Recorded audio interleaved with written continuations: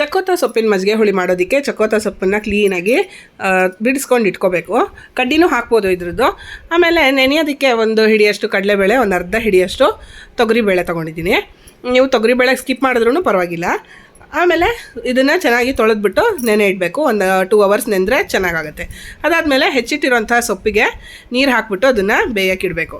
ಬೇಯಿಸ್ಕೊಂಡು ಅದು ಒಂದು ಕಡೆ ಬೇಯ್ತಾ ಇರಲಿ, ಅಷ್ಟರಲ್ಲಿ ನಾವು ರುಬ್ಬಕ್ಕೆ ಬೇಕಾಗಿರೋಂಥ ಮಜ್ಜಿಗೆ ಹುಳಿಗೆ ರುಬ್ಬಕ್ಕೆ ಬೇಕಾಗಿರೋದನ್ನ ರೆಡಿ ಮಾಡ್ಕೊಳ್ಳೋಣ.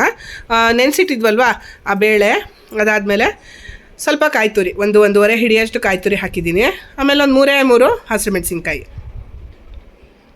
ಆಮೇಲೆ 1 ಚಮಚದಷ್ಟು ಜೀರಿಗೆ ಹಾಕ್ತಾಯಿದ್ದೀನಿ. ಆಮೇಲೆ ಒಂದು ಇಂಚಷ್ಟು ಶುಂಠಿ. ಇಷ್ಟನ್ನು ರುಬ್ಕೊಂಬರ್ಬೇಕು. ಬೇಕು ಅಂತಂದರೆ ನೀವು ಕೊತ್ತಂಬರಿ ಸೊಪ್ಪು ಅಥವಾ ಕೊತ್ತಂಬರಿ ಬೀಜ ಯಾವುದನ್ನು ಬೇಕಾದ್ರೂ ಹಾಕೋಬೋದು. ನಾನೇನು ಹಾಕಿಲ್ಲ.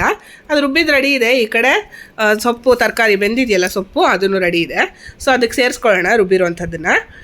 ಗಟ್ಟಿಯಾಗಿ ಮಾಡಬೇಕು. ಸ್ವಲ್ಪ ಮಜ್ಜಿಗೆ ಹುಳಿ ತುಂಬ ನೀರಾಗಾದರೂ ಚೆನ್ನಾಗಾಗಲ್ಲ, ಹಾಗಂತ ತುಂಬ ಗಟ್ಟಿಯಾಗಾದ್ರೂ ರುಚಿ ಇರಲ್ಲ. ಹಾಗಾಗಿ ಒಂದು ಕನ್ಸಿಸ್ಟೆನ್ಸಿ ನೋಡ್ಕೊಂಡು ಮಾಡ್ಕೊಳ್ಳಿ. ಆಮೇಲೆ ಬೇಕಾಗಿರೋಷ್ಟು ನೀರನ್ನ ಹದ ಸೇರಿಸ್ಕೊಂಡು ಚೆನ್ನಾಗಿ ಕುದಿಯೋಕ್ಕೆ ಬಿಡಬೇಕು.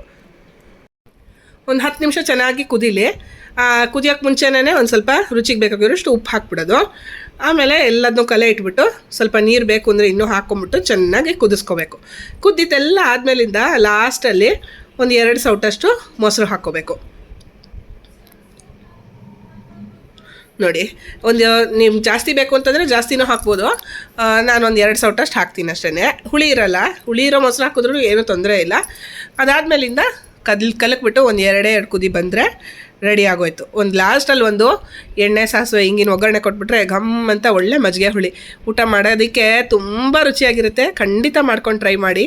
ಹೇಗಾಯಿತು ಅಂತ ನನಗೆ ಖಂಡಿತ ತಿಳಿಸಿ. ಹಾಗೆ ನನ್ನ ಚಾನಲ್ನ ನೀವಿನ್ನೂ ಸಬ್ಸ್ಕ್ರೈಬ್ ಮಾಡಿಲ್ಲ ಅಂತಂದರೆ ಖಂಡಿತ ಸಬ್ಸ್ಕ್ರೈಬ್ ಮಾಡಿ.